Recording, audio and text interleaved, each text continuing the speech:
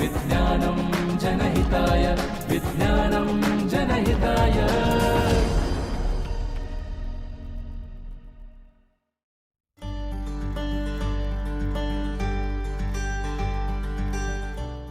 नमस्कार, विज्ञानम जनहिताय या कार्यक्रमात आपले स्वागत आहे। आज आपण टाटा मूलभूत संशोधन संस्थेच्या लो टेम्परेचर फॅसिलिटी या विभागामध्ये आलो आहोत। आपल्या सगळ्यांना पाणी हे द्रव स्वरूपात, बर्फ म्हणून घन स्वरूपात आणि वाफ म्हणून वायू स्वरूपात पाहण्याची सवय आहे आणि त्यात आपल्याला फारसं काही नवीन वाटत नाही। परंतु वातावरणामध्ये असलेले जे काही हवेचे वेगवेगळे घटक आहेत, तर त्या घटकांपैकी एक घटक आपल्याला त्याचं रूपांतर द्रवमध्ये झाल्यास काय होऊ शकतं या संदर्भातली माहिती मिळवण्याकरता आज आपण या ठिकाणी आलो आहोत। लो टेम्परेचर फॅसिलिटी या विभागामध्ये आता आपण जाणार आहोत।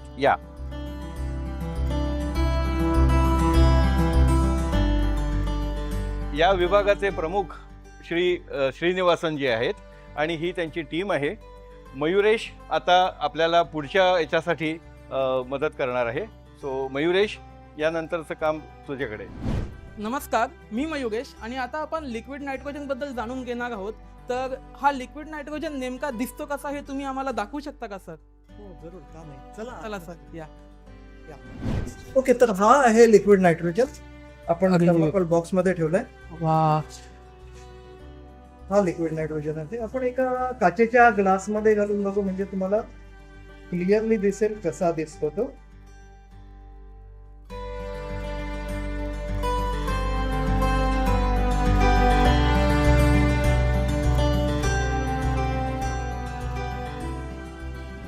तर सर तुम्ही म्हटलं की लिक्विड नायट्रोजन थंड असतो, पण मला तो उकळताना का दिसला मग असा? बरोबर, 196 डिग्री 0 डिग्रीच्या खालती आहे, एवढं कमी टेम्परेचर आहे आणि बाहेरचं तापमान आहे ते 25 डिग्री 30 डिग्री आहे।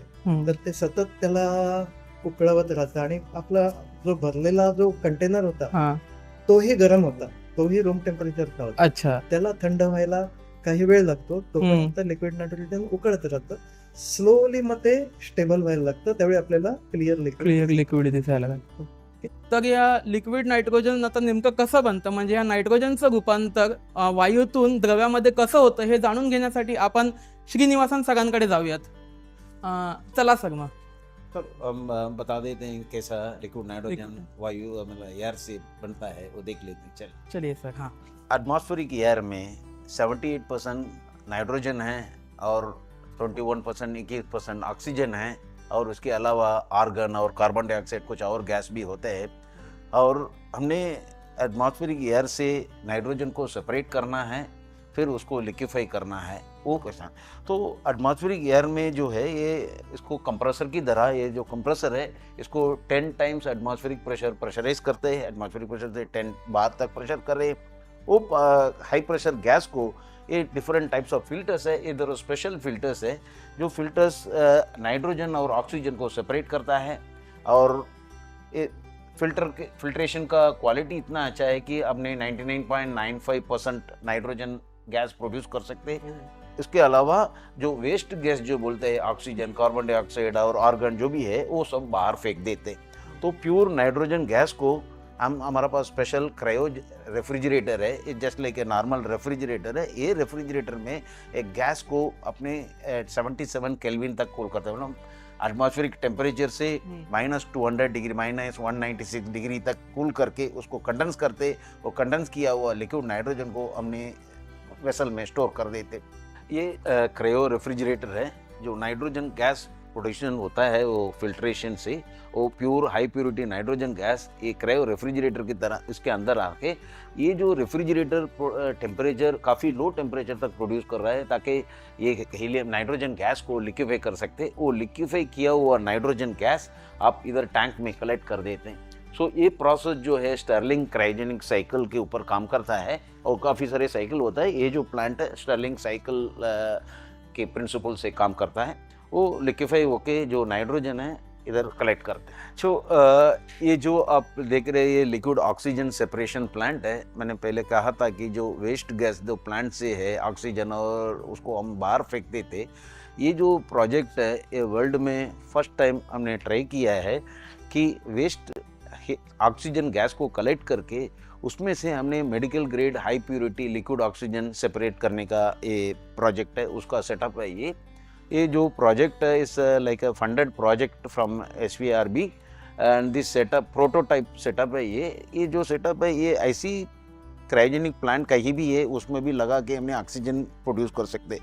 इसमें खासियत बात ये है कि ये फर्स्ट टाइम वर्ल्ड में ऐसे ट्राई किया कि liquid nitrogen plant can produce liquid oxygen end liquid nitrogen together. ये पहले ऐसे दोनों साथ में कोई भी प्रोडक्शन करने का जो सेटअप बनाए नहीं, ये जो स्पेशल सेटअप है।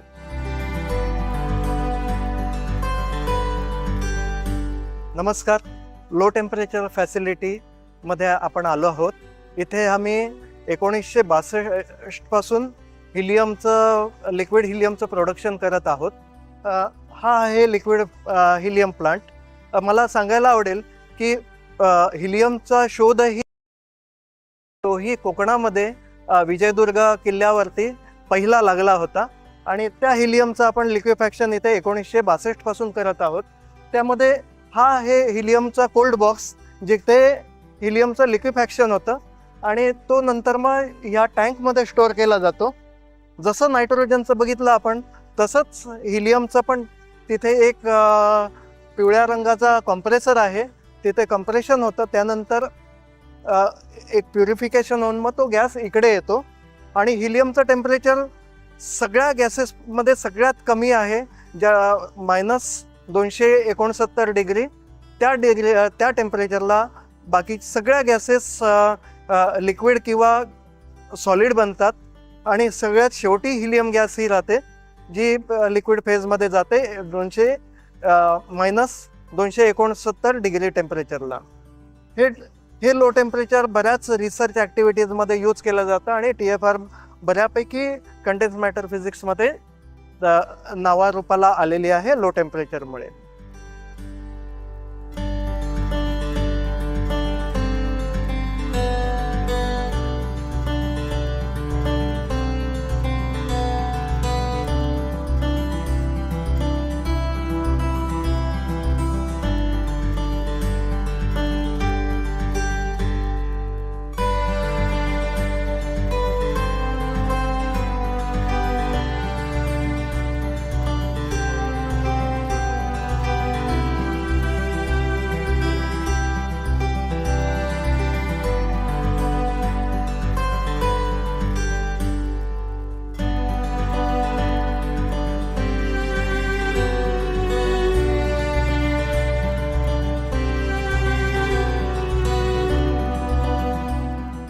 तर आता आपण नायट्रोजनच्या द्रव्य रूपाच्या गुणधर्मांबद्दल जाणून घेऊयात आणि त्या संदर्भात विजय सर आपल्याला काही प्रयोग करून दाखवत आहेत का ते बघूयात।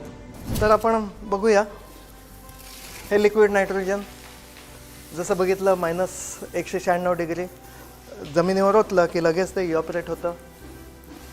ह्या टेम्परेचरला बरेच काही इंटरेस्टिंग सायन्स होतं, त्यातले काही कूल एक्सपेरिमेंट आपण बघूया। हवेचा फुगा आहे, एअर बलून आहे, ह्याला मी नायट्रोजनमध्ये डीप करतो। तुम्ही बघू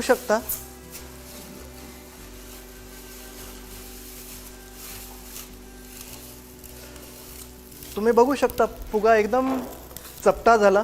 आतमध्ये जी हवा होती ती कुठे गेली तर तुम्हाला इथे दिसेल खालती काही लिक्विड दिसतंय, तर हवा द्रव रूपामध्ये आली आणि त्याच्यामुळे आपल्याला फुगा एकदम चपटा झालेला दिसला।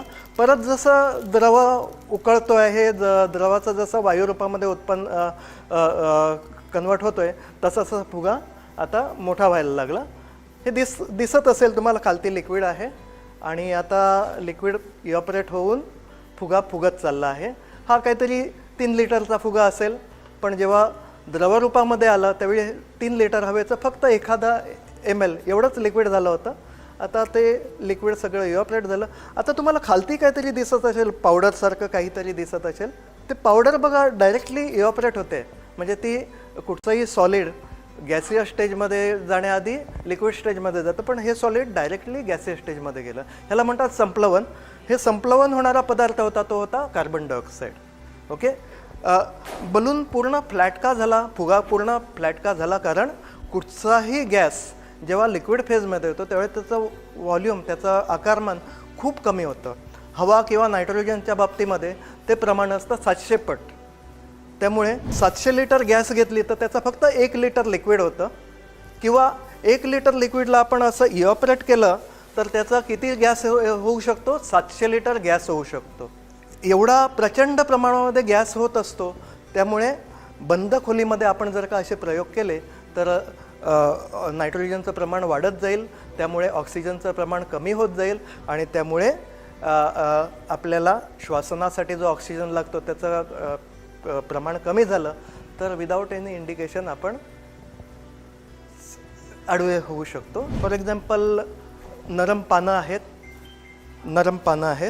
ह्यांना जर का आपण लिक्विडमध्ये टाकली तर ते एकदम पापडासारखी कडक होतात. ओके. फूल आहे, फूल घेतलं आपण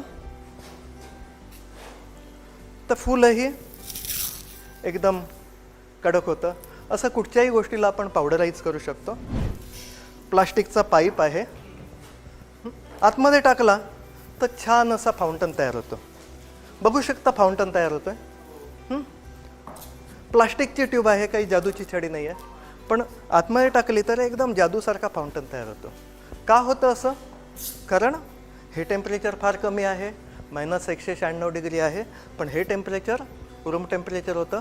जेव्हा ही ट्यूब आतमध्ये टाकतो तर ती त्याला लिक्विडला इव्हॅपोरेट करते, लिक्विडचं प्रेशर वाढतो आणि लिक्विड फाउंटनने बाहेर यायला लागतं.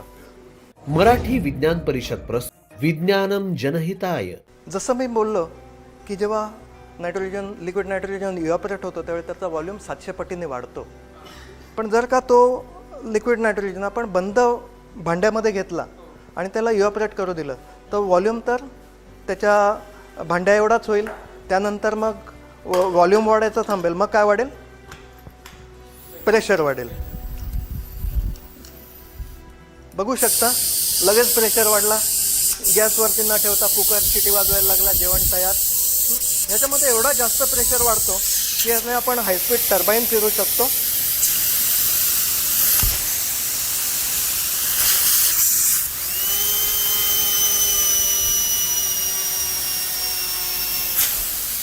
जर व्हॉल्यूम बघायचा झाला, जर ह्याचं आकारमान बघायचं झालं गॅसचं,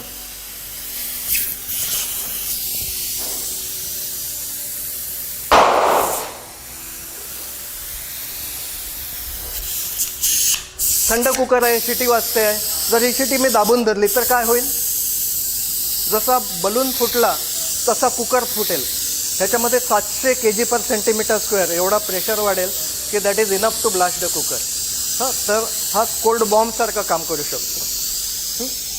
तर ह्याच प्रेशरचे आपण आणखीन पण काही यूज करू शकतो की हे जे टेम्परेचर -196 डिग्री टेम्परेचर आहे, ज्या 150 डिग्री -150 डिग्रीच्या खालती जे काय सायन्स किंवा जे काय इंजिनिअरिंग चालतं त्याला आपण क्रायोजेनिक म्हणतो. क्रायोजेनिक इंजिन नाव ऐकलं असेल तुम्ही, ऐकलं आहे का क्रायोजेनिक इंजिन? तर आपण क्रायोजेनिक इंजिन कसं काम करतो बघू. सॅटेलाईटमध्ये, PSLVमध्ये वगैरे जे फायनल स्टेज असते ते क्रायोजेनिक इंजिनची असते, जी फायनल स्टेजला फायर होतं आणि ॲटमॉस्फिअरच्या बाहेर तो वर्क होतो आणि आपल्याला सॅटेलाईटला कक्षेमध्ये प्रस्थापित करतो. एक बॉटल आहे, त्याला 2 टँजेन्शियली स्ट्रॉ लावलेले आहेत आणि त्याच्यामध्ये आपण थोडं नायट्रोजन घेऊ आणि झाकण बंद करू. लिक्विडला फक्त इव्हॅपोरेट केलं की छान असा तो इंजिनसारखं फिरायला लागतं. हे हे नुसतं इव्हॅपोरेशन आहे.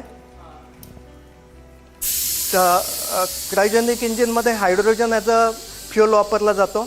तो फ्युअल एकदा इव्हॅपोरेट झाला की परत त्याला फायर केला जातो, त्याच्यामध्ये अजून एनर्जी तयार होते आणि हे एक सिंगल स्टेज आहे. तिथे मल्टी स्टेज हाय इफिशियंट टर्बो असतो, तो फार जास्त थ्रस्ट क्रिएट करतो. तर हे असं वर्क करतं क्रायोजेनिक इंजिन. लो टेम्परेचरने आपण प्रेशर वाढवला तसा प्रेशर कमीही करू शकतो किंवा हाय व्हॅक्यूमही क्रिएट करू शकतो. काही सिस्टीम्सना एकदम अल्टिमेट व्हॅक्यूम लागतो, तिकडे टर्बो पंप वगैरे यूज केल्यानंतर फायनली क्रायोजेनिकने कोल्ड केलं जातं आणि सिस्टीमला कोल्ड केल्यावरती त्याचं हाय व्हॅक्यूम म्हणजे 700 पट अजून व्हॉल्यूम कमी होऊन हाय व्हॅक्यूम क्रिएट होतं. एक बॉटल आहे, त्याच्यावरती दुसरी एक बॉटल आहे आणि सेंटर पाईपने त्यांना जोडलेलं आहे. खालती लिक्विड आहे. जर वरची बॉटल आपण थंड केली तर तुम्ही बघू शकता की सगळं लिक्विड वरती उडतं आहे. सगळं खालचं लिक्विड वरती आलं म्हणजे वरती व्हॅक्यूम क्रिएट झाला आणि सगळं लिक्विड वरती आलं. ओके, म्हणजे हाय व्हॅक्यूमसाठी पण ह्या क्रायोजेनिक्सचा किंवा लिक्विड नायट्रोजनचा यूज केला जातो. एक कार आहे, व्हाईट कार आहे. हां, आपण पांढरी कार आहे. थंड केल्यावरती लाल होते. का? कारण काही रंग असतात जे तापमानानुसार आपली छटा चेंज करतात. लाल रंग, पांढरा रंग लाल झाला, त्या रंगांना म्हणतात थर्मोक्रोमिक रंग, थर्मोक्रोमिक कलर. ही कार थर्मोक्रोमिक कलरने पेंट केली आहे. थोडा वेळ आपण परत ह्याला गरम केले की परत ती व्हाईट होईल. LED आहे, कलर ऑरेंज आहे. ह्याला आपण थंड करतोय, दिसतंय कलर ग्रीन झाला. परत वार्म केल्यावरती बॅक टू ऑरेंज, थंड केल्यावरती ग्रीन होतो. का? कारण LED हा सेमीकंडक्टरपासून बनलेला असतो. सेमीकंडक्टरचं टेम्परेचर कमी केलं की त्याची एनर्जी लेवल कमी होते. एनर्जी लेवल कमी झाली की त्याच्या मध्ये जे कंडक्शन बँड आणि व्हॅलन्स बँड मधली जी गॅप असते, ज्याला आपण बँड गॅप म्हणतो, ती बँड गॅप वाढते. त्यामुळे हा कलर बँड शिफ्ट होतो. काही LEDच्या कलरमध्ये हा फरक पडतो. टेम्परेचर कमी केलं की रेझिस्टन्स काय होईल? कमी होतो. आपण बघूया एक सिंपल म्हणजे एक बल्बला आपण बॅटरीने जोडू आणि लांब copper wire as a resistance वापरली आहे. बल्ब आता डीम आहे. आता ह्या कॉपरला आपण थंड करू, कंडक्टरला थंड करू. तुम्ही बघू शकता बल्ब आता ब्राईट झाला. ओके, रेझिस्टन्स कमी झाला, टेम्परेचर वाढलं, करंट वाढला आणि बल्ब ब्राईटली ग्लो व्हायला लागला. काही मटेरियल असतात त्यांच्यामध्ये हा रेझिस्टन्स बिलकुल झिरो होतो, ॲब्झोल्यूट झिरो होतो. त्या मटेरियलला म्हणतात सुपर कंडक्टर. आणि जर पूर्ण सर्किट आपण सुपर कंडक्टरने बनवलं असेल तर एकदा त्याला बॅटरीने जोडलं आणि त्याचं कोल्ड त्याची मेंटेन केली तर तो सतत त्याने हे करंट आतला आत फिरत राहतो. बिकॉज त्याच्यामध्ये करंट लॉस नसतो.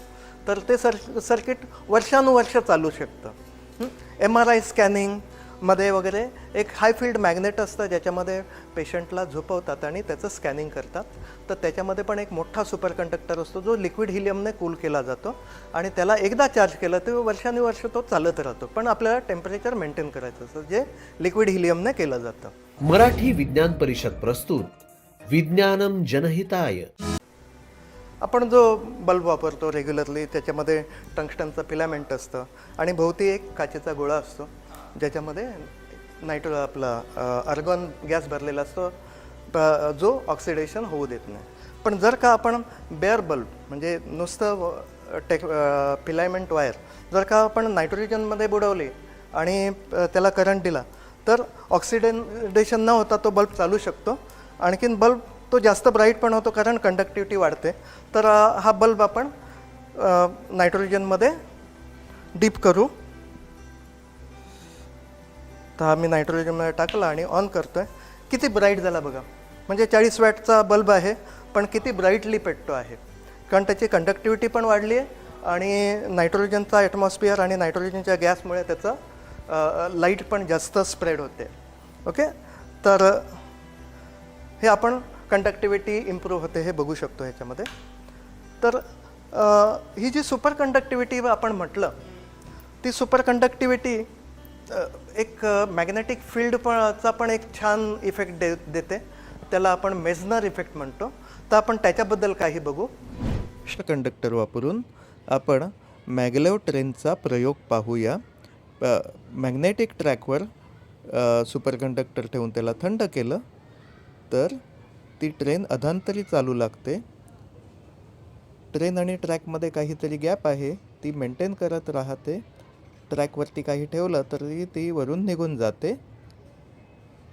ट्रेन फिरवण्याचा प्रयत्न केला तर ती ट्रॅकचं डायरेक्शन सोडत नाही, मधल्या कुठच्याही अँगलला जात नाही.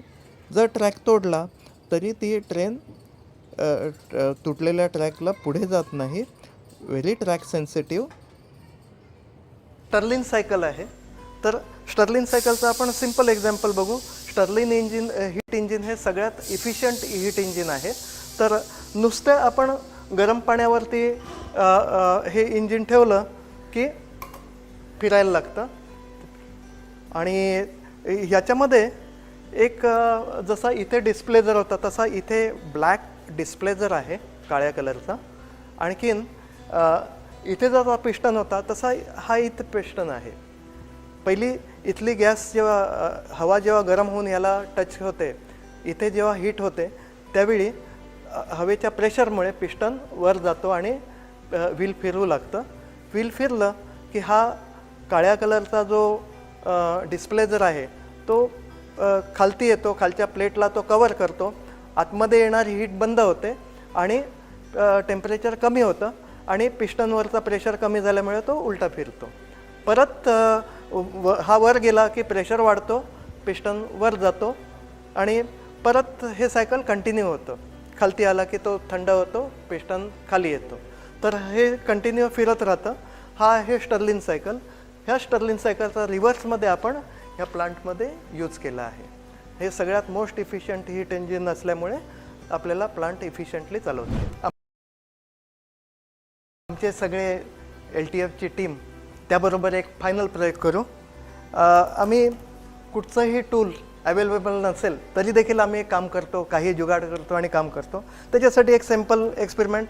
आपण केळं आहे, हॅमर नाही मिळाली म्हणून आम्ही केळ्याने पण खिळा ठोकतो. तर हा खिळा हे लाकडावरती आपण सक्सेसफुली ठोकला गेला. थँक्यू. टाटा मूलभूत संशोधन संस्थेच्या लो टेम्परेचर फॅसिलिटी या विभागानं सादर केलेले प्रयोग आपण पाहिलेत. मला खात्री आहे तुम्हाला ते आवडले असतील.